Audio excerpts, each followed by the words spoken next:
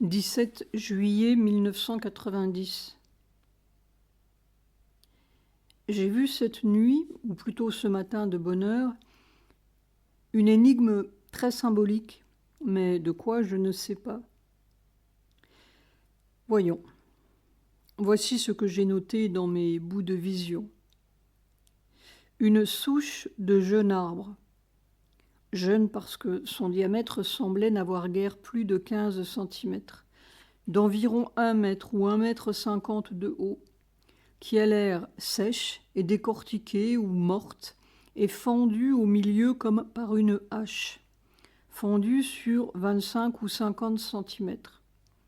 Et il sort de cette souche une jeune pousse toute vigoureuse, avec 2 ou 3 fleurs roses très jolies, un peu comme les fleurs d'équilibre, mais roses. Je ne saurais détailler ces fleurs parce que je regardais surtout cette pousse toute vigoureuse qui sortait de ce tronc sec. C'est surprenant. On sentait presque la puissance de la sève qui montait dans cette pousse. Fin de la note. Note de bas de page, la fleur d'équilibre, c'est le bégonia. Ce qui est toujours étonnant, c'est que ces visions si claires ne durent qu'une fraction de seconde, comme un déclic photographique. Clic et c'est fini. Cette air dense égale comme une masse solaire fluide et écrasante. 18 juillet 1990. Maintenant que le phénomène est plus habituel, si je puis dire, point d'exclamation, je peux dire qu'au sein, en italique, de cette aire dense ou de cette nouvelle masse descendante, il y a un formidable glaive de foudre qui s'enfonce verticalement, impérieusement, depuis le sommet du crâne jusqu'au talon et qui écrase tout sur son passage, probablement en soulevant les épaules et tout le reste, comme quand on enfonce un objet dans de l'eau, point d'exclamation. C'est tout à fait vertical et central, comme si cette épée passait par la colonne vertébrale même et non par les sillons latéraux. Je ne sais pas pourquoi, mais cela me donne une sensation rouge. Note de bas de page, je dis sensation parce que je ne vois rien, aucun don de vision. Comme un formidable glaive rouge. Quand ce glaive a bien pilonné le fond du cylindre, entre guillemets, une nouvelle masse, M majuscule, descend en soulevant les épaules et le corps, comme si un air dense entourait ou venait avec ou était soulevé par ce glaive de foudre. Je tâtonne dans la description de quelque chose qui serait plutôt un tremblement de terre corporel, point d'exclamation entre parenthèses.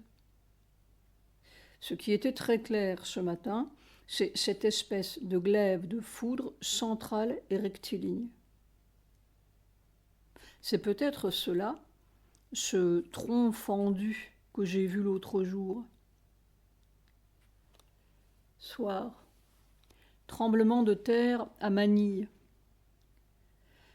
La terre répond mieux que les hommes. Pas surprenant.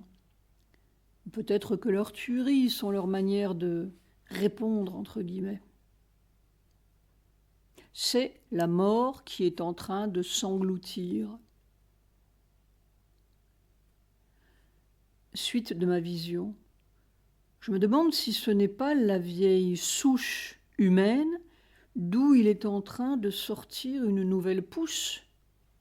Point d'interrogation. 20 juillet 1990, comme à la hache. Le miraculeux, c'est de survivre à ça. Il est certain qu'une autre forme de vie, plus puissante que notre vie, est en train de traverser notre mort, comme à la hache. On traverse la mort. je ne veux pas dire la mort de cette fois, mais la mort de toujours. C'est la race divine, entre guillemets, qui se prépare. Les choses promises. Suite de ma vision. Il me revient maintenant que Mère avait dit que la nouvelle création serait la création de l'équilibre. Alors ces 2 ou 3 fleurs, qui m'avaient semblé être des fleurs d'équilibre, prennent un sens. C'était rose et un peu charnu. Mère disait la création de l'équilibre parce qu'elle ne serait pas réengloutie dans le pralaya comme les précédentes. 21 juillet 1990. Vision de Sujata. Je lui disais, aujourd'hui, j'ai vu le fond de la terre, comme par un trou. Dieu veuille. Conversation avec Sujata. Aujourd'hui, j'ai vu le fond de la terre, la mer de Satprem. Sujata. Alors, nous sommes aujourd'hui le 21 juillet. Cet après-midi, je me suis endormie et puis vous êtes venu chez moi, comme pour sortir, aller vous promener. J'étais dans mon lit, mais vous vous êtes assis un peu près de mon lit, me disant « Tu sais, aujourd'hui, j'ai vu le fond de la terre. » Satprem. Oh oh. Eh bien, espérons que c'est le fond. Oh, c'est très terrible ce qui se passe, je veux dire, dans mon corps. Oh, le fond de la terre.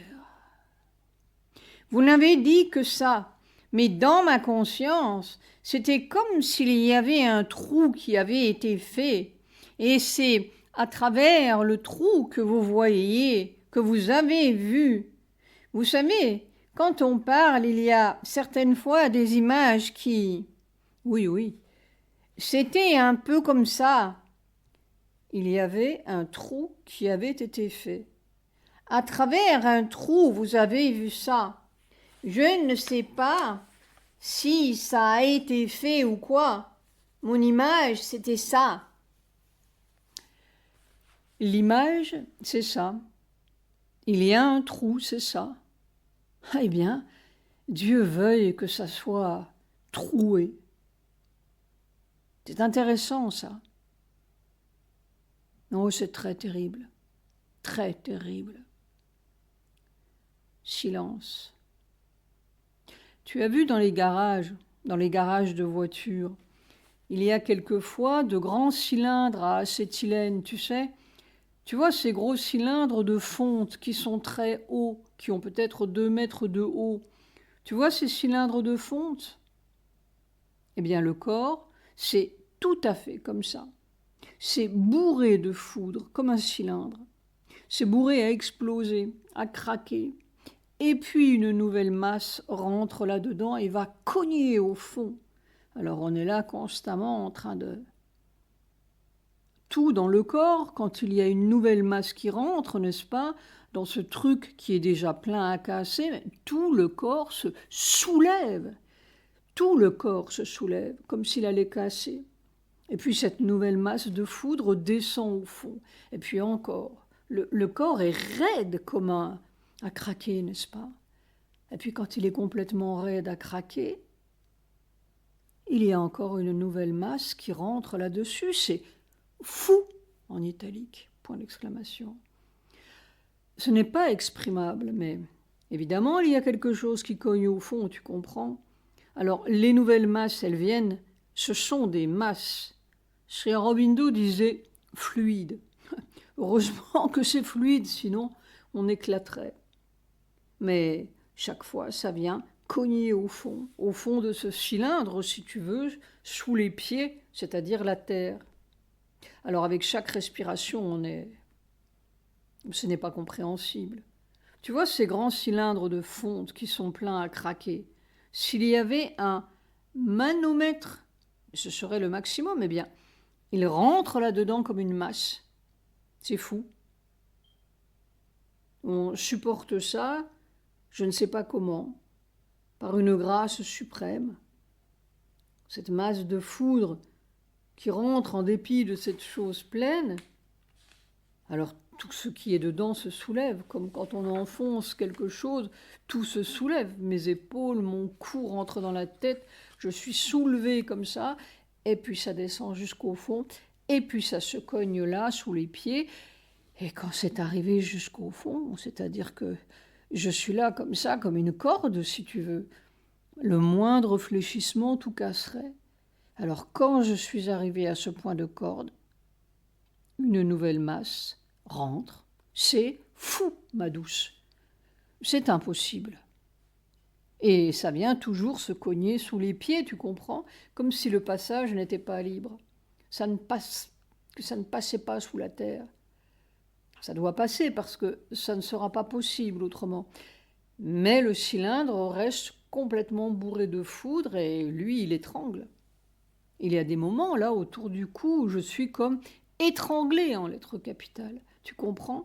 Par la compression folle de cette chose. Mais ça vient, ça ne passe pas librement, bon, comme un tuyau. Non, peut-être que le tuyau lui-même est libre, mais c'est le fond. Il y a une obstruction au fond.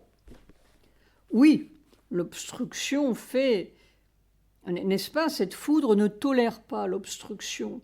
Alors quand elle arrive au fond du truc, elle en remet une nouvelle masse. C'est fou, tu comprends? Vous avez la respiration entre deux... Mais oui, bien sûr, une respiration et ça descend. N'est-ce pas? Ça écrase tout, ça soulève le dos, etc. Et puis, quand tu as expiré, toi, jusqu'au fond, tu es obligé d'inspirer. Et à ce moment-là, une nouvelle dose de foudre vient et t'écrase. Oh! C'est tout à fait... C'est comme une impossibilité et on le vit. Moi, je te dis, l'après-midi, là, je suis pendant 70 minutes debout, comme ça, respiration après respiration, à vivre, à être écrabouillé par...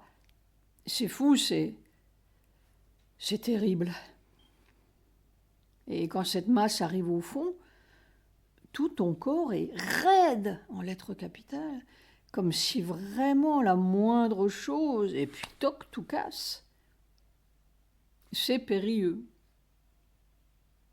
Enfin, le péril, tu comprends, plus rien n'existe pour mon corps, n'est-ce pas? Mais c'est suppliciant et c'est épuisant, quoi, parce que ça ne passe pas comme un tuyau.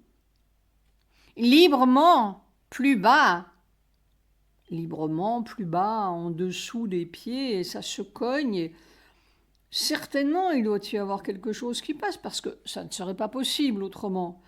Mais la compression dans le cylindre est folle.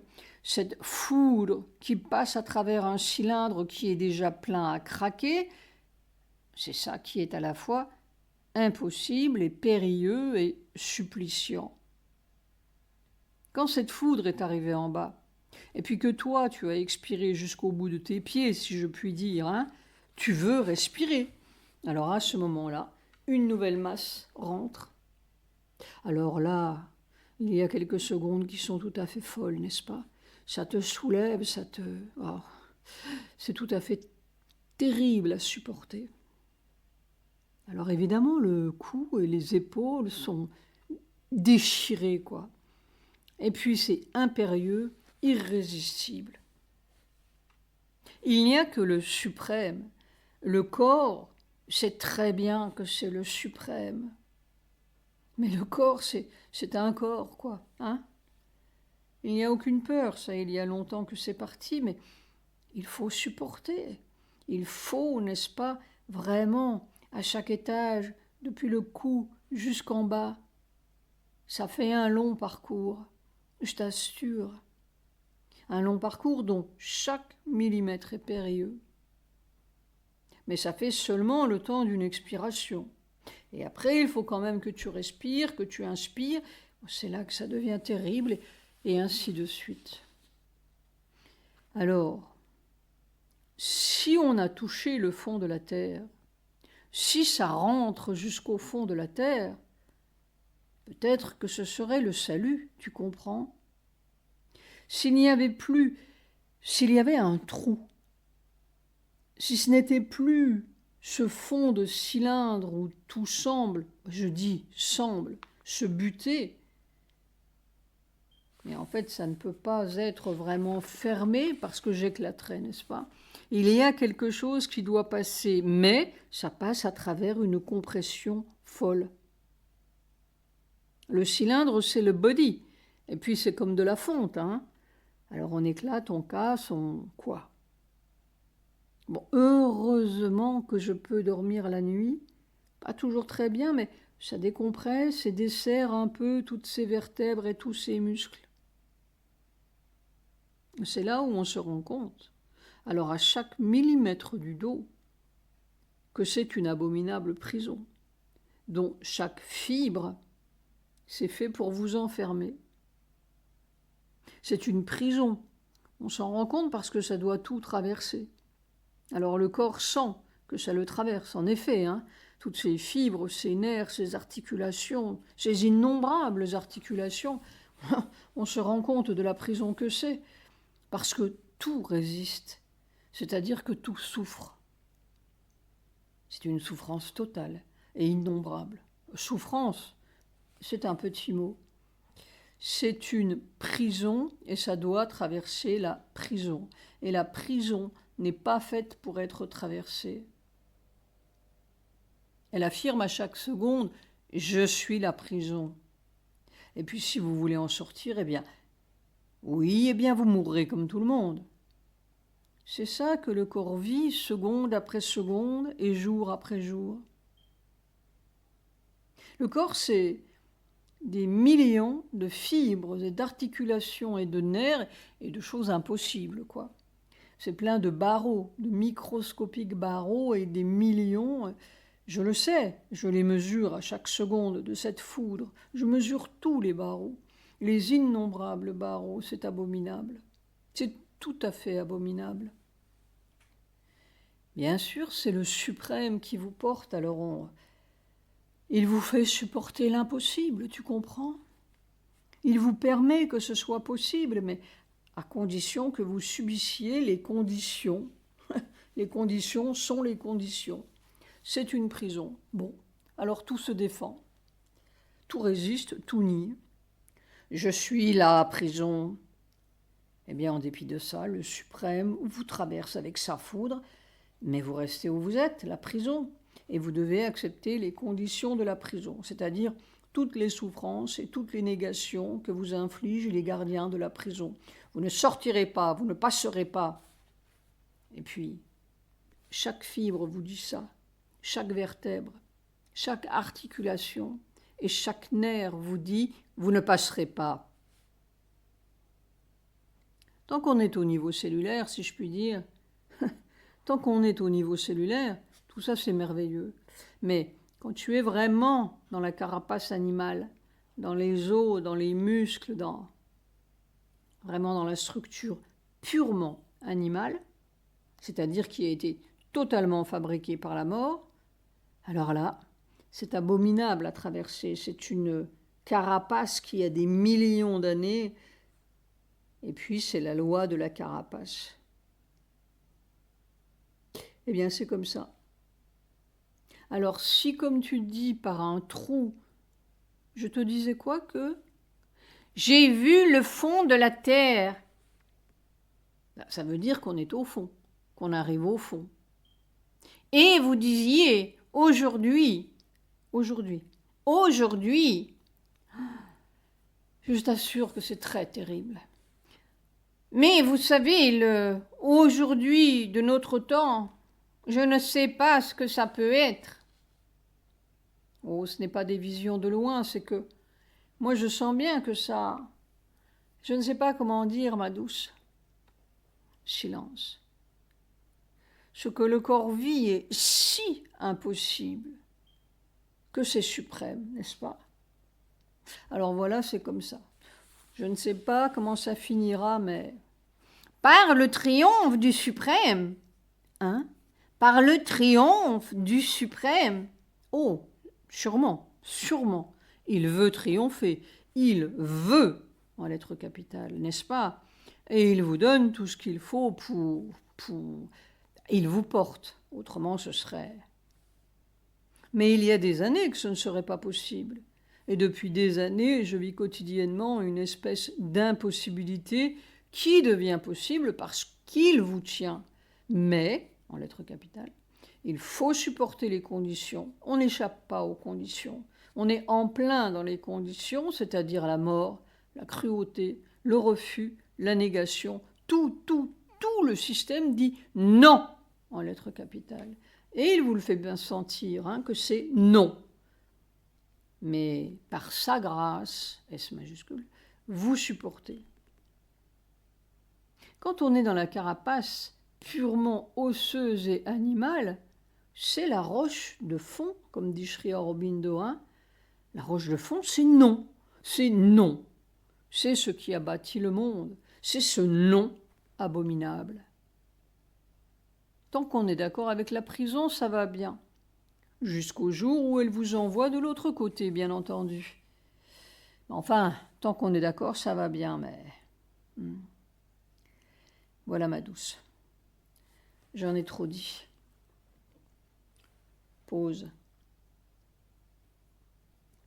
Tu dis que tu as vu autre chose aussi? Oui. Pendant que je me peignais, j'ai dit tout d'un coup, tiens. C'est après que j'étais sortie ou pas? Non, vous étiez rentré de nouveau chez vous pour vous habiller pour sortir. J'ai pensé que j'allais faire 2 pas avec vous et puis que je rentrerais, juste comme on dit en bengali, egenduha. Pour sortir, je passais mon peigne dans mes cheveux et puis tout d'un coup j'ai dit « Ah, mais j'ai fait un rêve. Il faut que je raconte à Doom. » Ça te prémerie. Et il faut que je dise ce que j'ai vu. Voyez, c'était déjà un rêve. Ah, ce que tu as vu. Oui. Oui, ce que vous aviez vu. Bon, après vous êtes sortis par votre porte, nous étions ensemble, on sortait. Puis, il y avait... Ce n'était plus chez nous. C'était comme une sorte d'hôtel, je dirais. Et en sortant, il y avait une sorte de corridor. Et au fond, juste en face, on sortait de ce côté, il y avait aussi une chambre. Et à la porte, qui était là? Maman. Ma mère? Oui, maman. Elle était venue vous voir. Elle voulait vous voir. Mais vous, je ne sais pas. Il y avait une sorte d'indifférence et... Je ne suis pas indifférent à ma mère. Non, écoutez. Elle était un peu, comment dire, hurt, blessée, parce qu'elle pensait... Parce que vous n'avez pas couru là. Je n'ai pas couru pour la...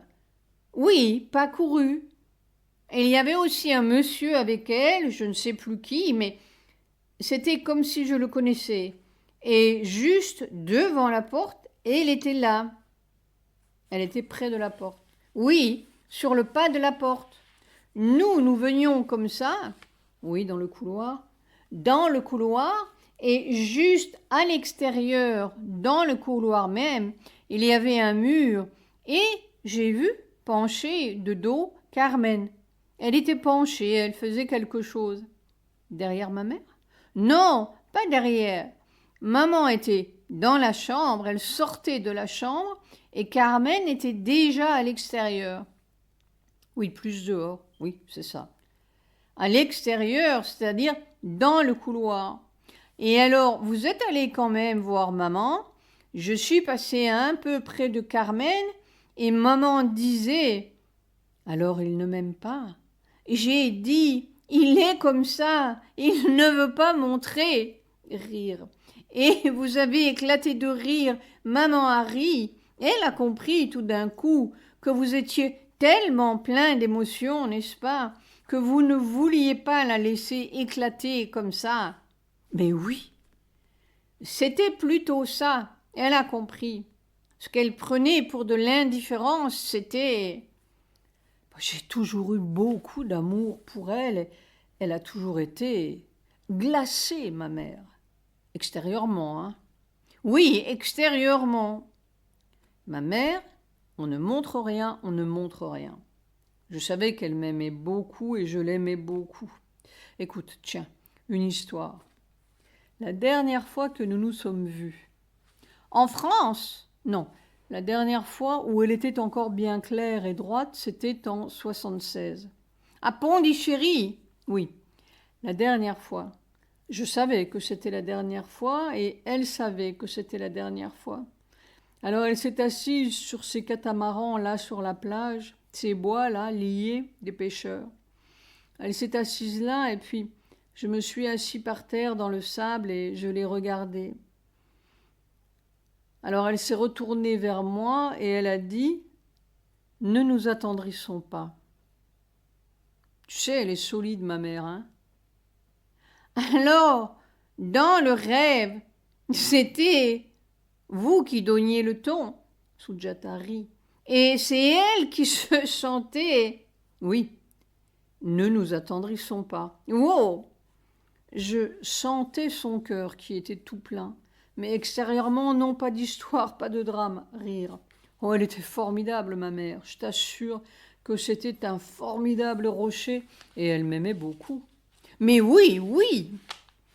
Je vais te raconter encore une histoire pour te montrer comment est ma mère. J'étais donc arrêtée par la Gestapo et j'ai traversé des choses horribles. Et puis j'ai été transférée à la Gestapo de Paris. Et là, ces salauds, ils ont fait appeler ma mère à la Gestapo. Tu sais, c'est abominable. C'était, oui, tu sais, avec leur tête de mort sur les épaules comme ça. Et les bureaux de leur Gestapo étaient dans les vieux salons avec des grandes glaces, tu sais, des salons anciens. C'est là qu'était leur bureau. Alors j'étais là. Il y avait un type de la Gestapo près de moi et ma mère qui était près de la cheminée devant ces grandes glaces et ce type de la Gestapo qui était là. Elle a dit seulement 2 mots. Elle s'est retournée vers moi et elle m'a dit « Sois digne ». C'est tout.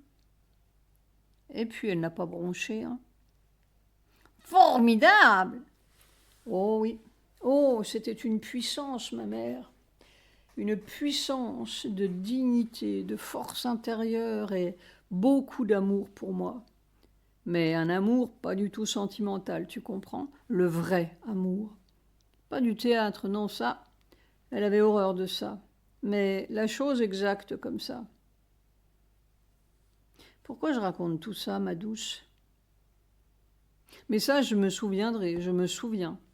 Alors, ces ignobles, ces ignobles gens de la Gestapo qui attendaient justement que la mère déchirée se jette au cou de son fils, elle était là, debout, glacée, sois digne. C'était comme des claques à leur visage. Elle n'a rien dit de plus. Oui, et puis d'un ton tranquille, tu sais, elle était toujours parfaitement tranquille, ma mère. Sois digne, c'est tout. Eh bien, tu sais, on nous a mis à l'épreuve. Vous? Ah oui, j'avais 20 ans. Tout juste, oui. Alors, j'ai adoré. Toute ma vie, j'ai adoré ma mère, mais à distance. Silence. Mais j'ai toujours su qu'elle m'aimait profondément. Ça, je l'ai toujours su. On sentait que vous n'étiez pas son fils pour la première fois. Oh oui, ça, c'est certain. Ça, je l'ai vu. J'ai été plus d'une fois son fils.